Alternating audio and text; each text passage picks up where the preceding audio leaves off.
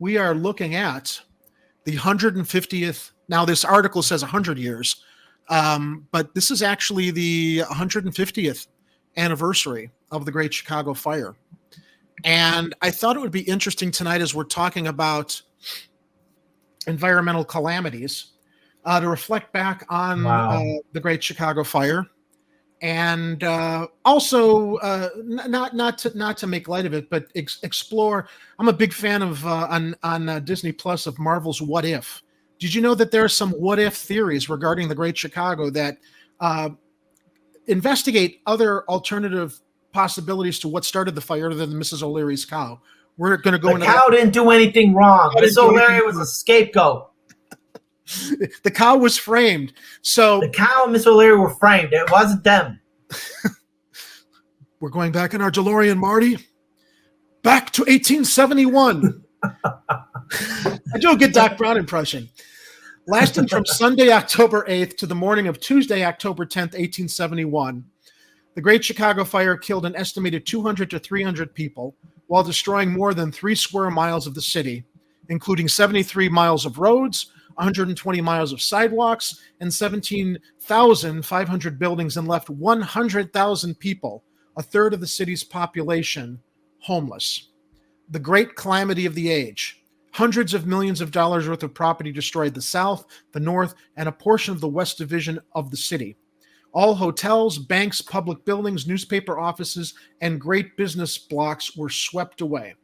That is the article that was shared back in 1871. I'm trying to bring this other picture up. I don't know if there it is. Just, what's interesting too is I look at the way the city is laid out now in comparison to New York.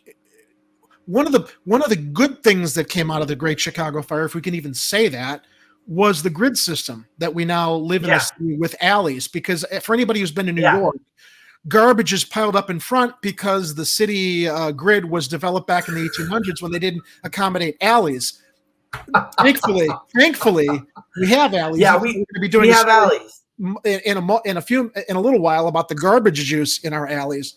But I just found what an interesting parallel to what we were talking about with the environmental calamities that are created by Matt Asphalt and the Great Chicago Fire, which a lot of people believe began obviously because of the dry weather back then. Let me read another one of the updates from 1871. Chicago is burning.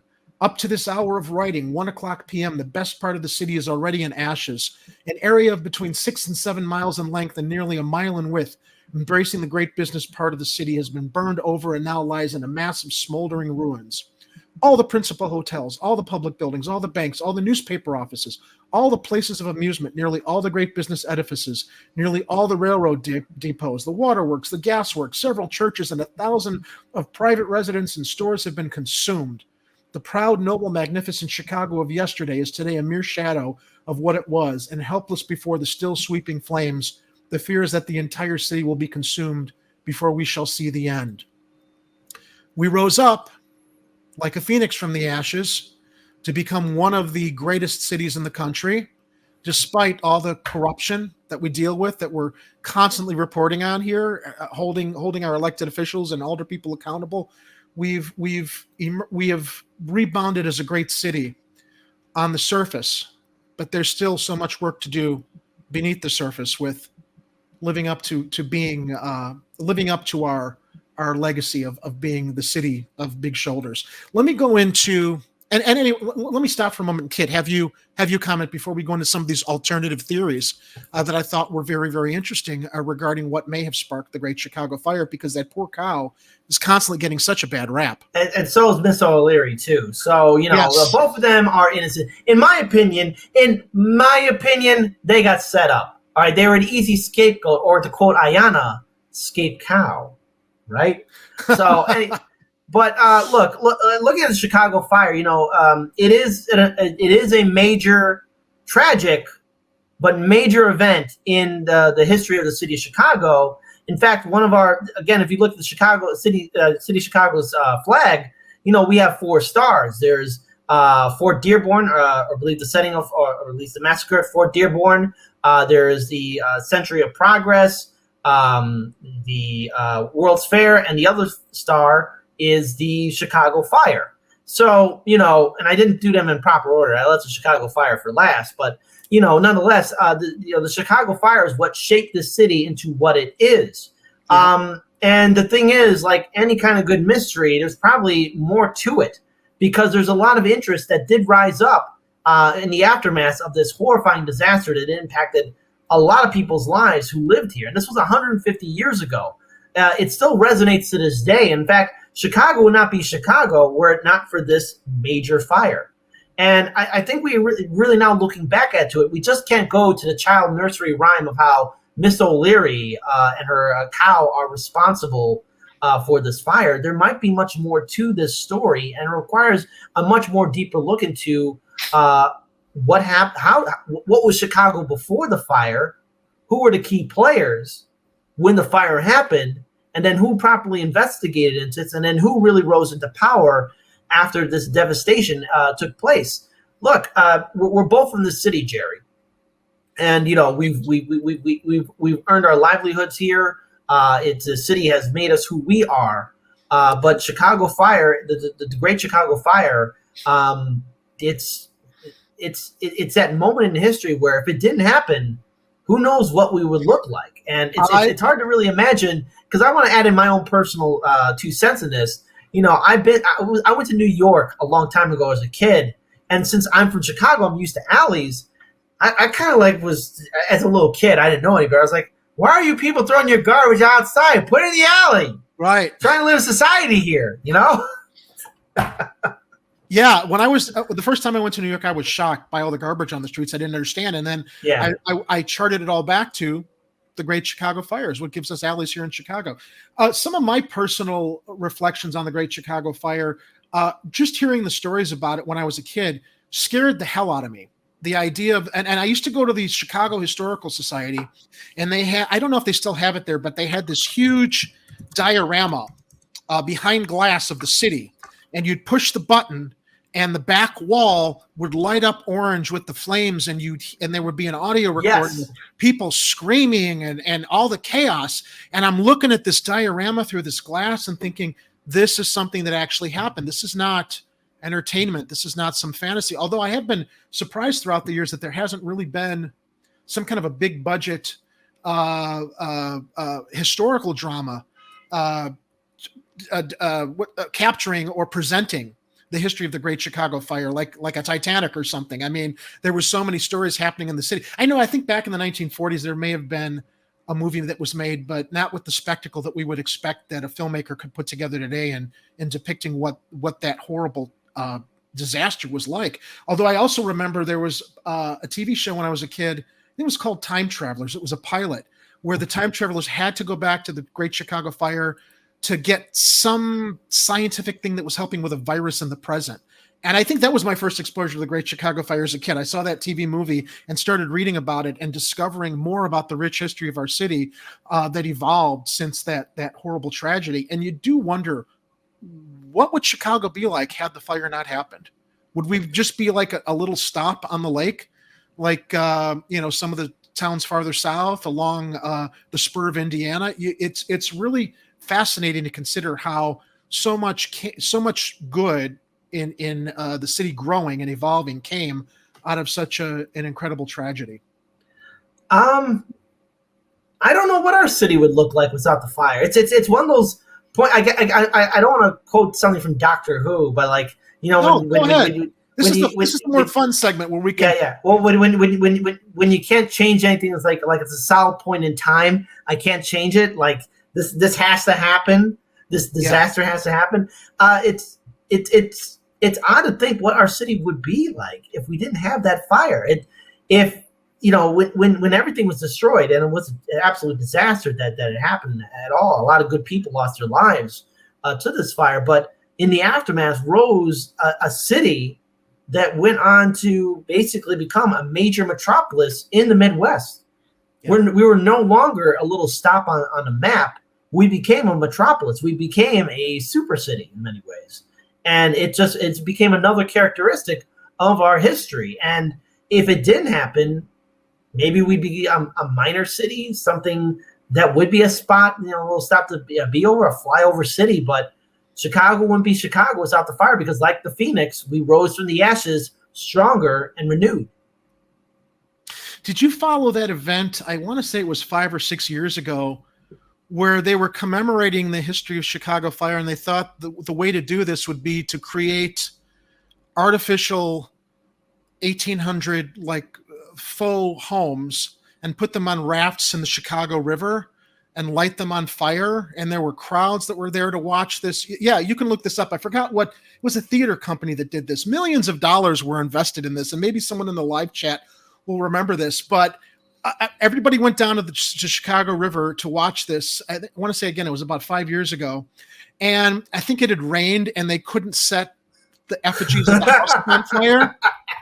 And I thought, first of all, the whole idea of commemorating this event that took hundreds of lives and destroyed the city by deciding let's light effigies and recreate it on the riverfront was the most ill-advised and stupid idea I'd ever heard. It's like, why don't you put pictures up of the victims down on the city walk, right? Do something a little bit more respectful, not this event where you're going to set things on fire to draw a crowd down to the Chicago River. It was like this, I think, I want to say Martin Sheen, or there was some celebrity there. Anyway, I just remember that event, and I was laughing when it failed so miserably because it was so wrongly conceived to begin with, given the loss of life and everything else that happened. Anyway, that was just something that I was reminded of that. And I went down there to watch it along with a lot of other people, and everybody was down there for the spectacle, and nothing caught. You couldn't get the fire happen. It was like Chicago was like, right. You know what it was? You know what Chicago was thinking? No, I've been through this once before.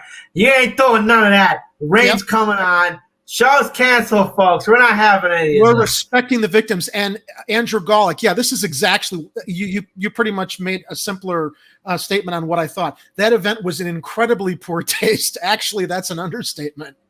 So, well, let me take us to some of these alternate theories. Okay, this is what I found fascinating when we were talking about the history of the Great Chicago Fire today. And I found this article, and I had actually read about this theory and gone into research so I could share the details with everybody here.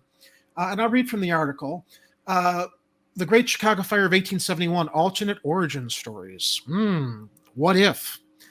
The Great Chicago Fire was a conflagration that burned from Sunday, October 8th through early Tuesday, October 10th, 1871.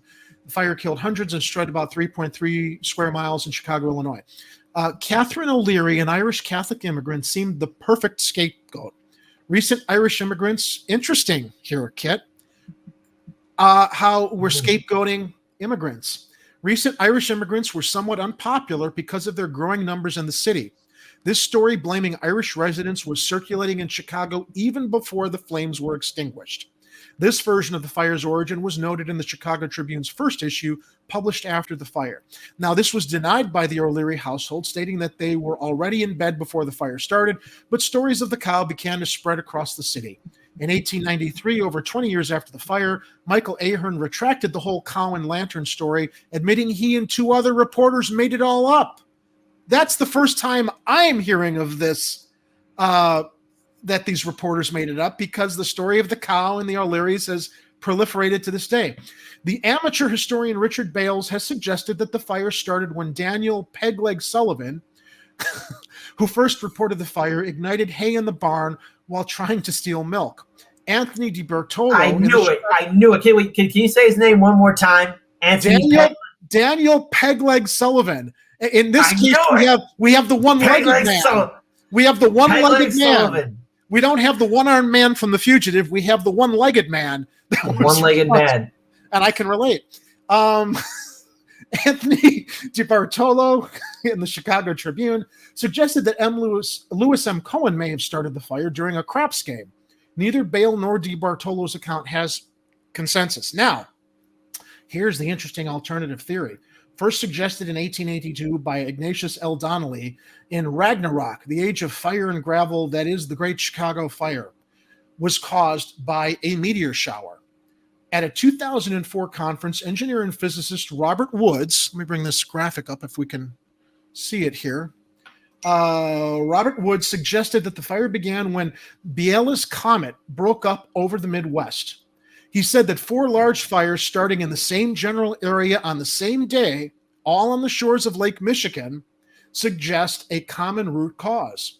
Eyewitnesses reported sighting spontaneous ignitions, lack of smoke, balls of fire falling from the sky. Now, this would make a great movie to show the great Chicago fire if they were able to confirm this phenomenon may have been the cause of it. Great balls of fire falling from the sky and blue flames. According to Wood, these accounts suggest that the fires were caused by the methane that is commonly found in comets. Because meteorites are not generally known to start or spread fires and are cool to the touch after reaching the ground, this theory has not found favor in the scientific community. A simple answer to the mystery of these fires in the northern Midwest can be found in the fact that the entire area had suffered through an extremely dry summer. Add to this steady winds from a weather system that moved into the area on the evening of Sunday, October 8th. The combination is sufficient to explain rapidly expanding fires that consumed so many of the mostly wooden structures in the region. Now, as we talk about the extremely dry summer and the steady winds from the weather, California has not completely burned to the ground yet, but this is a very similar phenomena that we see with climate change and the fires that are caused because of climate change and the extremely dry weather periods that we're having. So all of it kind of ties together. The past is prologue to the future. On the anniversary of the fire, I thought it was worth re-examining the story and just remembering the history of what came before and what has followed now. You know, when we look at how it happened, I mean, now we're looking at different alternatives. You know, I think a lot of us, especially growing up as a kid, you know, we heard, again, Gene, right there, anti-Irish, anti-immigrant, fake Nothing's news. changed. You know, Nothing's changed. Let's scapegoat the immigrants. Yeah, scapegoating the immigrants. And Miss O'Leary was wrongly, accused for this. And I just find it so odd and how childish it sounds. Like, what? Miss O'Leary and her cow is what's caused the Great Chicago Fire. I think what a lot of people need to realize that even the city at the time, it was a kindling disaster. I mean, it was a powder keg ready to blow up anyways, because again, the buildings were never up to proper code. The city wasn't up to code, and this was an environment. This was a recipe for disaster. And I want to I'm glad you quoted that right there. You know, maybe we need to look at the real culprit, the jagoff dude known as Pegleg. Pegleg. I'll curse that name till the day I die. I think it was Pegleg. That bastard. You know what? I'm seeing what we got like what 10 people in the live stream chat right now. No, we have 18. We got 18 on we have 18. We have 18 people watching us right now. Okay, 18. Listen up. Cheers. This is on the internet right now. I am calling for a total world search for Pegleg. I want to find out where he's at. I'm putting 1,000 point, not $1,000, 1,000 point bounty on him. And let's guess, I want him alive, brought before me. There we go. And isn't it interesting? Andrew Golick remarks, the alternative history that we learned. Prospect High School conveniently omitted the part about anti-Irish sentiment in its humanity class. That's not surprising. As we see current politicians that want to eliminate critical race theory, because that's not a thing. It's totally a thing. And anyway, all right, let's move on to our next story. Wait, one last thing though. But for a final note for this story, sure. I really want to see more articles in regards towards this possible theory of a meteor shower or potential, meteorite, hitting at, again, I can't even think about the number, like the mathematical probability of an object from space coming down to the city of Chicago at this point in time, at that time of year, or at the time of the planet's history, then right there happening. I mean, it would be an incredible discovery if this was truly something from another world that changed the history of Chicago, something universal. Well, and it's not too crazy to consider when you think about how many comets have actually hit the Earth and wiped out regions. I mean, it's really not outside the realm of possibility. It's not science fiction. The idea of comets destroying other regions, and I mean, these just stoking flames in what was a very, very dry summer is completely possible. So I just found that theory to be very, very fascinating, although it has been dismissed by some scientists. I don't know. I think there might be something there to dive into deeper, and I am going to do that. And I'm sure that many of our other our viewers will do so too. So Gene says, Gene and Kit, Jerry and Kit, this is interesting and fun. I'm pleased that I found Chicago Corner. Gene, we're pleased you found us too. And I'd be curious to know how you found us. If you were from Hardlands Media, a viewer that heard about us on the show tonight and came over to visit the Chicago Corner backyard, we're really happy as we find our new viewers to join us.